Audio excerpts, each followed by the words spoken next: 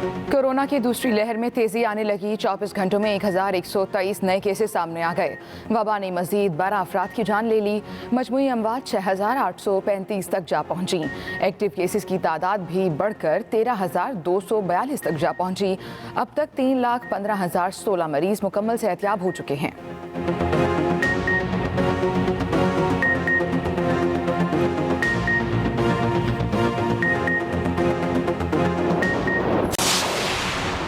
शहबाज शरीफ के खिलाफ money laundering और आमदन से ज़ायद असासा जात केस की समाअत लाहौर की एहतसाब अदालत में शुरू हो गई। शहबाज शरीफ हमजा को जेल से अदालत पहुंचा दिया गया। मरियम नवाज शहबाज शरीफ और हमजा शहबाज से इजहार यकजहती के लिए आज एहतसाब अदालत पहुंचेंगी। मरियम नवाज गिलगित बल्तिस्तान इलेक्शन की इंतखाबी मुहिम और मौजूदा सियासी सूरत हाल पर सदर मुस्लिम लीग नून शहबाज शरीफ से हिदायत भी लेंगी।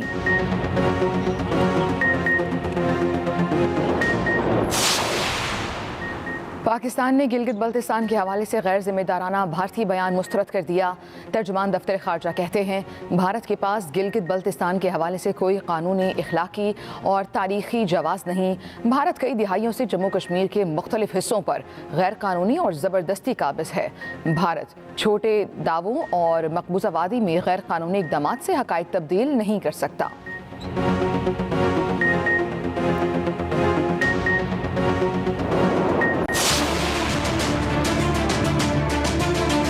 आज हम पाकिस्तान के मीर जाफर, मीर सादिक और मीर रियाज सादिकों को देख रहे हैं। ये वो लोग हैं जो आज नरेंद्र मोदी की जुबान बोल रहे हैं। अब इन्होंने पाकिस्तानी फौज की तरफ, पाकिस्तान के आर्मी चीफ, ISI के चीफ के ऊपर इन्होंने बंदूकें तानी हुई हैं।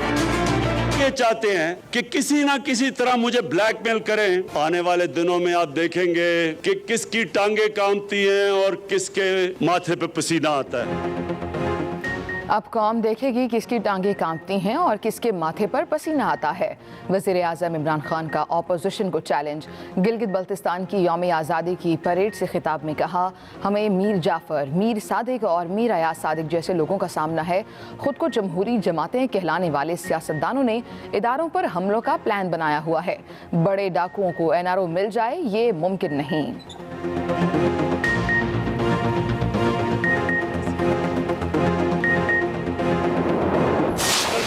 यादव ने जो बताया कि कैसे बलूचिस्तान में और कराची में उसकी मिशन थी दहशतगर्दी करने की, ये अंदर और इंतशार फैला रहे हैं। शिया सुन्नी की लड़ाई प्लान किया हुआ था कि शिया और सुन्नी के आलमों को कत्ल करवाएं ताकि इंतशार फैले।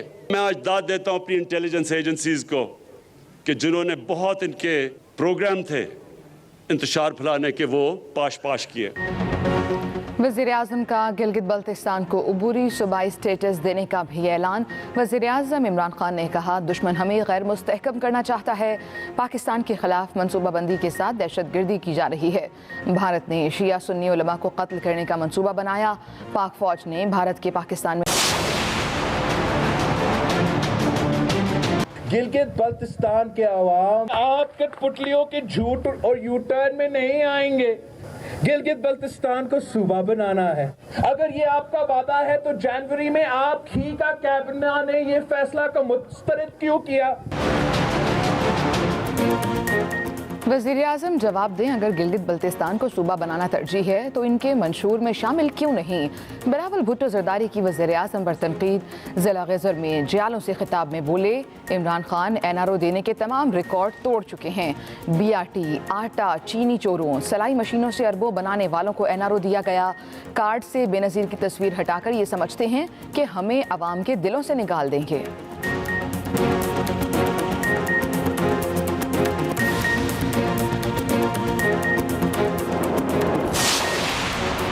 नवाज शरीफ ने कोयटा जलसे में जो बयानिया दिया, इस पर अफसोस हुआ। नून लीग बलूचिस्तान के सदर अब्दुल कादिर बलोच कहते हैं, फौजी होने की हैसियत से फौज के खिलाफ बात बर्दाश्त नहीं कर सकता। 7 नवंबर को इजलास में अहम फैसले होंगे, ऐलान प्रेस कॉन्फ्रेंस में करूंगा।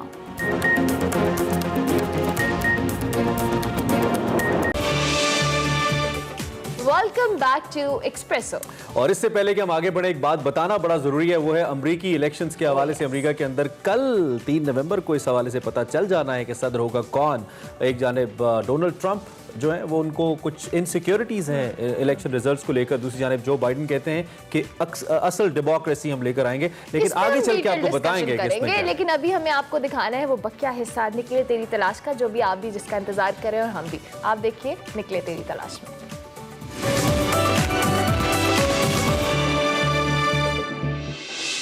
اچھا K2 کہانی جو ہے اس کے حوالے سے بہت ساری منفرد کہانیاں ہمارے سامنے نظر آتی ہیں اور بہت ساری منفرد چیزیں ہمارے سامنے نظر آتی ہیں جب ہمیں یہ معلوم ہوتا ہے کہ K2 ایکسپیڈیشن یعنی K2 مہم پر جانے سے پہلے آپ نے اخبار میں ایک اشتہار دیا, اور وہ اشتہار یہ تھا کہ ضرورت برائے ڈاکٹر, ایک ایسے ڈاکٹر کی ضرورت ہے جو آپ کے ساتھ ایکسپیڈیشن بھی جا سکے اور اس کو ایکسپیڈیشن جو ہے یا جو مہم ہے اس کے اراکین کو اس کو پے نہیں کریں گے, وہ K2 ٹریک دیکھ لے گا اور آپ کا یہ فائدہ ہوگا کہ یقیناً آپ کو ایک ڈاکٹر کی اس ایکسپیڈیشن پہ ضرورت ہوتی ہے. یہ اشتہار والا کیا معاملہ تھا, کیا کہانی تھی, آپ کو کون سے ڈاکٹر ملے, ان ڈاکٹر کا تھوڑا سا تعارف کرا دیجیے اور یہ اشتہار کی تھوڑی سی کہانی بتا دیجیے جو آپ نے اخبار میں دیا تھا. ایکچولی بات یہ ہے وقار کہ یہ پہلی میری باقاعدہ ایک مہم تھی. اس سے پیشتر میں فیری میڈوز جا چکا تھا, ٹریکنگ تو کر چکا تھا, دیوسائی جا چکا تھا, بہت سی جگہوں جا چکا تھا, لیکن جو ایک جس کو ایکسپیڈیشن کہتے ہیں نا اس کا پہلا تجربہ تھا. تو ہمیں کچھ زیادہ پتہ نہیں تھا, تو معلوم ہوا کہ ایک ڈاکٹر بھی ہونا چاہیے ساتھ. تو عامر ہمارے دوست ہیں, ہم ان کو عامر K2 کہتے ہیں, انہوں نے اشتہار دیا اخبار میں کہ جی K2 کے بیس کیمپ تک ایک ایکسپیڈیشن جا رہی ہے اور ہمیں ایک ڈاکٹر کی ضرورت. اچھا. تو پھر بہت انٹرسٹنگ انکوائریز آئیں, کیونکہ بیشتر لوگ پوچھتے تھے جی اچھا آپ کے ساتھ میمیں کتنی ہیں, وہ سمجھتے تھے کوئی فورن ٹیم ہے, تو ہم کہتے تھے میمیں تو نہیں ہیں, ڈشکرے ہیں سارے, تو کوئی مائل نہیں ہوتا. صحیح.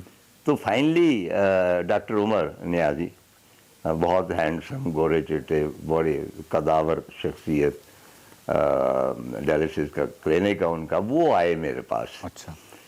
تو انہوں نے کہا جی یہ آپ کا اشتہار میں نے پڑھا ہے. میں نے کہا جی ٹھیک ہے, میں آپ سے کچھ گفتگو کرنا چاہتا ہوں تاکہ آئی شوڈ فائنڈ آؤٹ کہ what sort of person you are. اس نے کہا نہیں آپ نے نہیں کرنی, اچھا انٹرویو میں نے آپ کا کرنا.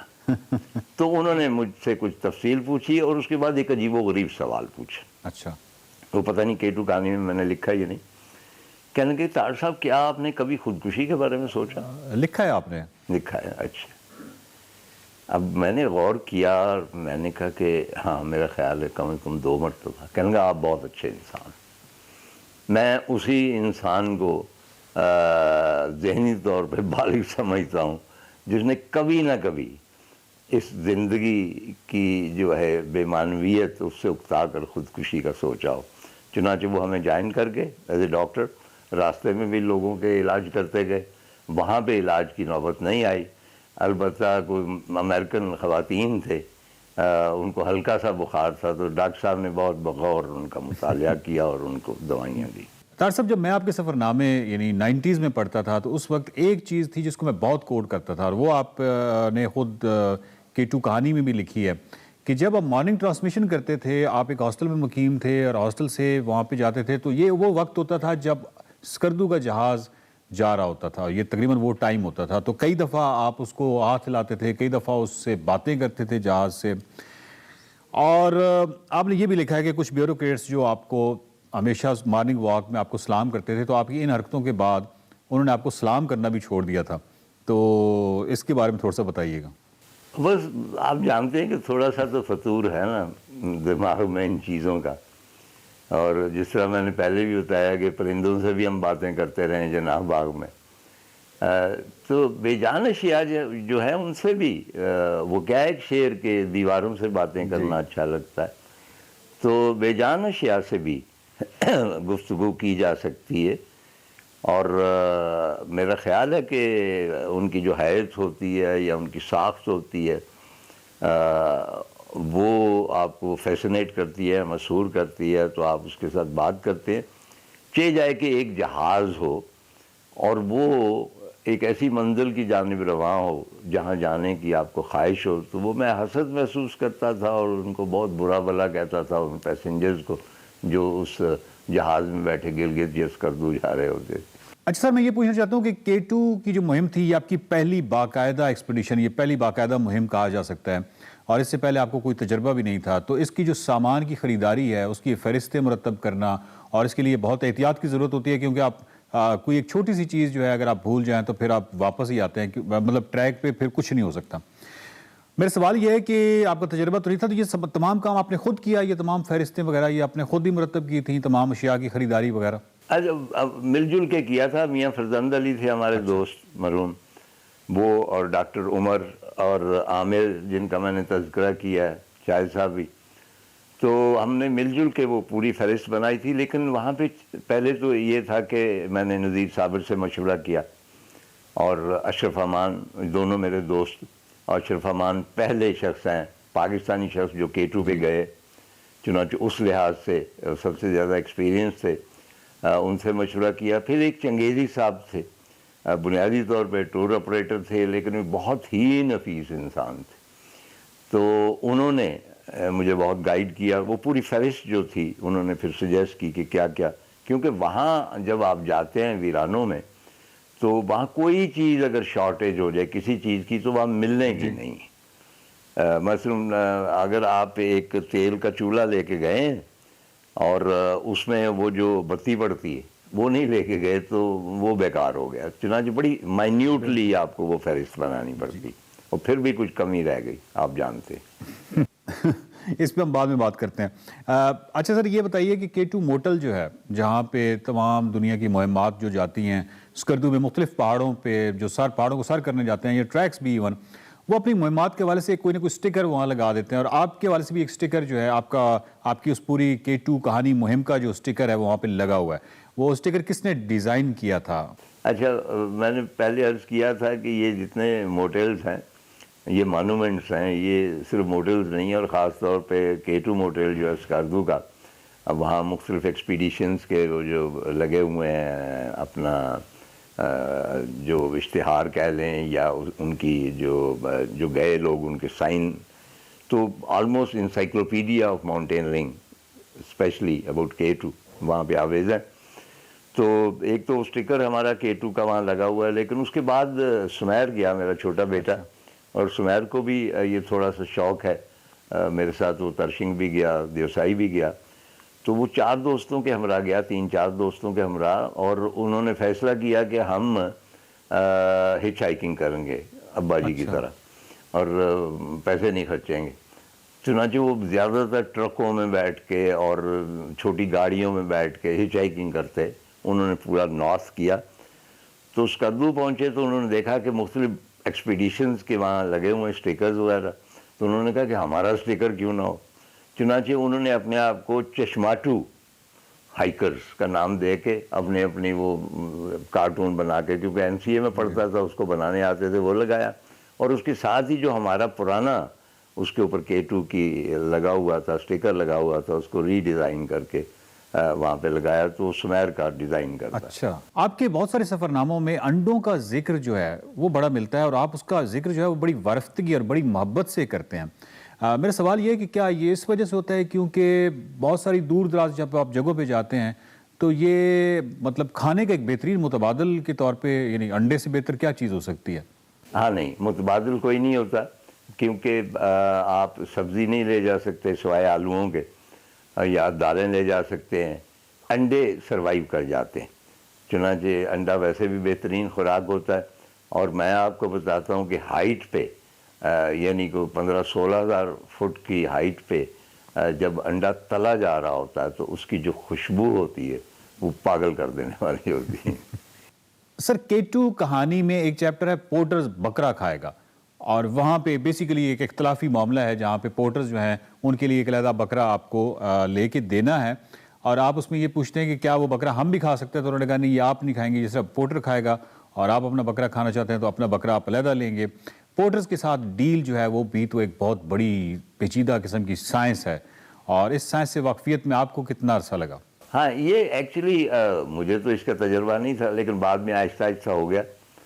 جو نارتھ کے پورٹرز ہیں وہ بنیادی طور پہ بہت شریف اور بہت کسی حد تک ڈرپوک بھی ہیں. آپ کو حیرت ہوگی کہ جو ناردرن ایریا کے پورٹر ہیں، خاص طور پہ ادھر بلتی وغیرہ جو ہیں، وہ خون سے بہت ڈرتے.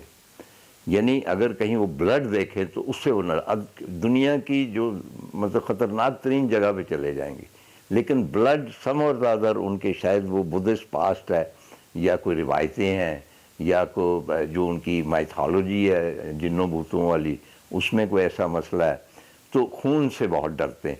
تو ان کو ڈیل کرنے کا ایک طریقہ ہوتا ہے. نارملی جب سب کچھ طے پا جاتا ہے تو پہلی منزل پہ جا کے وہ کہتے ہیں کہ جی ہم نے آگے نہیں جانا کیونکہ ہمیں یہ چیزیں چاہیے. تو وہ نیگوشیشنز ہوتی ہیں اور ان کو میں ایکسپیکٹ کر رہا ہوتا ہوں کہ یہ نیگوشیشن ہوں گی اور اس کے بعد تھوڑا سا گیو اینڈ ٹیک